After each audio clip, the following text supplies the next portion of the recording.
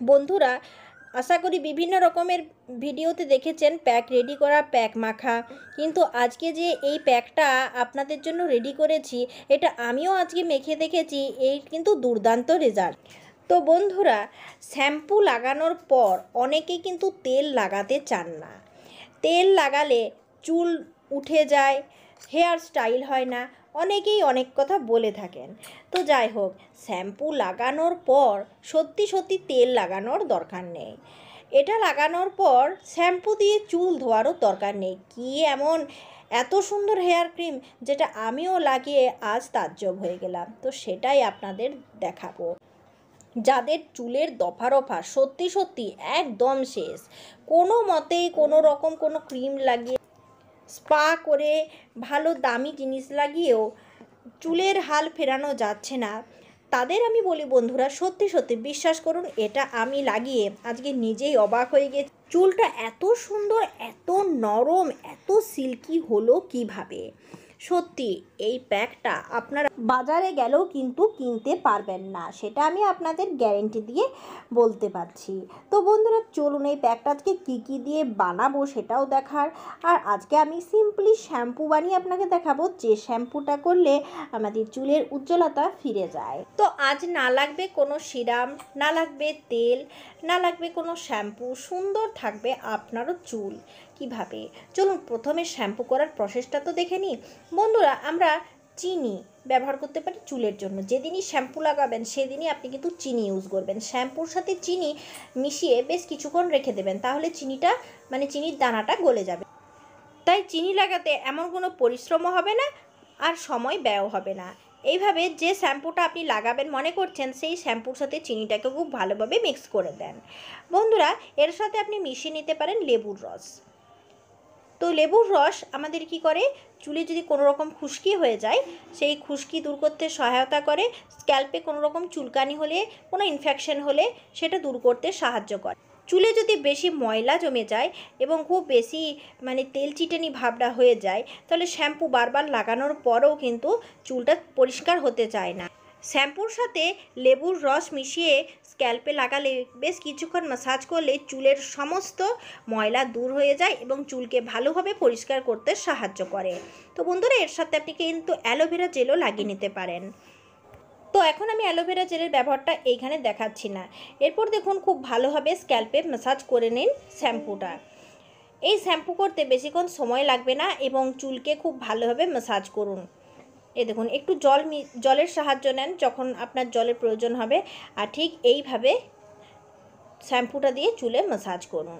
তো বন্ধুরা, এই শ্যাম্পুটা এইভাবে চুলে যদি আপনি শ্যাম্পু করেন, তাহলে আপনার চুল ধীরে ধীরে সিল্কি এবং উজ্জ্বলতা বৃদ্ধি পাবে। এই দেখুন, একটু করে জল নিচ্ছি আর একটু করে শ্যাম্পু নিচ্ছি, তারপর পুরো চুলটাকে ঠিক এইভাবে ম্যাসাজ করছি। এরকমভাবে বারংবার শ্যাম্পু করবেন। যখনই শ্যাম্পু লাগাবেন তখনই এইভাবে লেবুর রস শ্যাম্পুর সাথে ব্যবহার করবেন। এমনিতেই লেবুর রসে থাকে ভিটামিন সি, যেটা আমাদের চুলের পুষ্টি জোগাতে খুব হেল্প করে। তো পুরো চুলটা যখন ফেনা হয়ে যাবে, আর রাখারাখির প্রশ্ন নেই, নর্মাল জল দিয়ে একদম ধুয়ে ফেলুন। তো ধুয়ে ফেলবো, তারপরেই ভিজে চুলে লাগাবো আমি এই ক্রিমটি। এটি কী ক্রিম? বন্ধুরা, এই ক্রিমটা লাগানো হলে আপনাকে কোনো তেল মাখতে হবে না। তো এর জন্য আমি নিয়ে নেব ঘরে পাতানো টক দই। টক দইয়ের ব্যবহার আপনাদের তো আর নতুন করে বলার কিছু নেই, আপনারা প্রত্যেকেই জানেন। টক দই দিয়ে ঘরোয়াভাবে স্পা করা হয়, চুলকে বেশ সিল্কি করে দেয় এই টক দই। তো শ্যাম্পু করার পরে কিন্তু আপনাকে এই প্যাকটা লাগাতে হবে। অবশ্যই আপনাকে এটা ভিজে চুলে লাগাতে হবে। শুকনো চুলে লাগালে কিন্তু এটা অনেকক্ষণ রাখতে হবে। এছাড়াও টক দই একটু ঠান্ডা, তো যে কোনো সময় চুলে লাগালে ঠান্ডা লেগে যাবার সম্ভাবনা থাকে। তার জন্য ভিজে চুলে আপনি লাগিয়ে নিন, কোনো সমস্যা হবে না। 1 চামচের মতো অ্যালোভেরা জেল দিয়ে দিলাম, টক দই 2 চামচের মতো নিয়ে নিলাম, এরপর এর সাথে দিয়ে দিলাম নারকেল তেল। আপনি নারকেল তেলটা স্কিপ করতেও পারেন। এরপর খুব ভালোভাবে ব্লেন্ডারের জারে ব্লেন্ড করে নিলাম, যাতে করে দইয়ের দানা না থাকে। খুব ভালোভাবে ব্লেন্ড করে নিলে কি হয়, আমাদের চুলে লাগাতে সহজ হয়ে যায়। তাই যত বড়ই চুল হোক না কেন, সহজেই কিন্তু আমরা এটা লাগিয়ে নিতে পারবো। তো বন্ধুরা, দই থাকে প্রাকৃতিক তেল, আর এই তেলটা আমাদের চুলে যখন আসে, তখন কোনো রকম শ্যাম্পু করার পর চুলে তেল লাগানোর দরকার হয় না। অ্যালোভেরা আমাদের চুলকে অনেকখানি সুন্দর করে, নরম করে, এর জন্য কন্ডিশনারের প্রয়োজন হয় না। আপনি হয়তো ভাবছেন যে এটা লাগানোর পর হয়তো অনেকক্ষণ রাখতে হবে কিংবা চুলে তারপর শ্যাম্পু করার ঝামেলা, একদমই না। এটা লাগালে আপনার চুল এমনই লাগবে, উজ্জ্বল করবে, তার সাথে সাথে আপনার চুলকে নরম রাখবে, আর কোনো মতে চুলের যে তেল লাগানোর দরকার ছিল শ্যাম্পু করার পর চুলে কোনো রকম তেল লাগানোর দরকার থাকবে না। তো বন্ধুরা দেখুন, আমি ভালোভাবে শ্যাম্পু দিয়ে চুলটা ওয়াশ করে নিয়েছি। তোয়ালের সাহায্যে ভালোভাবে ঝেড়ে পরিষ্কার করে নেব, যাতে জলের ভাগটা বেশি না থাকে। বন্ধুরা, ভিজে চুল মানে জটের সৃষ্টি হয়। তাহলে কি আপনি কি চুলটা এখন চিরুনি করবেন? একদমই না। চুলটা চিরুনি করলে অনেকখানি চুল উঠে যাবে এবং চুল ছিঁড়ে যাবে। তার জন্য ওই ভিজে চুলে যদি খুব বেশি পরিমাণে জট লাগে, তাহলে আপনি আঙুলে করে করে একটু আঙুল প্রবেশ করিয়ে জটগুলো একটু ছাড়িয়ে নেবেন। তারপর এই টক দই, অ্যালোভেরা জেল এবং নারকেল তেলের যে প্যাকটা আমি রেডি করলাম, এটা এভাবে পুরো চুলে ভালো করে লাগিয়ে নেবেন। আর এটা লাগিয়ে নেওয়ার পর আপনি 5 থেকে 7 মিনিট অপেক্ষা করুন। একটু বেশিক্ষণ অপেক্ষা করতে পারলে চুলের জন্য তো খুবই ভালো হয়। 5 থেকে 7 মিনিট অপেক্ষা করুন, তারপর নর্মাল জল দিয়ে চুলটা ধুয়ে নেন। চুল ভালোভাবে শ্যাম্পু করার পর চুল যখন শুকনো হয়ে যায়, তখন একবার ভেবে দেখুন তো চুলের অবস্থা কী হয়। চুলটা একদম শুকনো লাগে, রুক্ষ লাগে। তো এই রুক্ষ চুলকে একদম তেলে পরিপূর্ণ রাখবে এই দইয়ের প্যাকটা। নতুন করে আপনাদের আর চুলে তেল লাগাতে হবে না।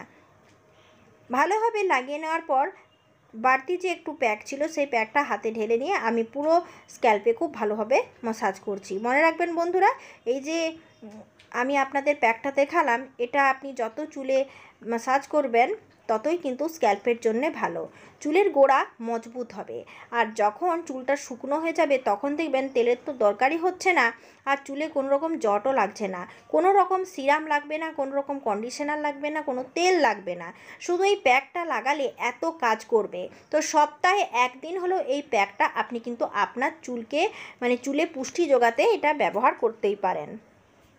তবে ভিজে চুলে ব্যবহার করা সব থেকে সহজ, কোনো কন্ডিশনার লাগবে না, চুল এমনিতেই ঘন, উজ্জ্বল, কালো এবং সুন্দর দেখাবে। ধন্যবাদ।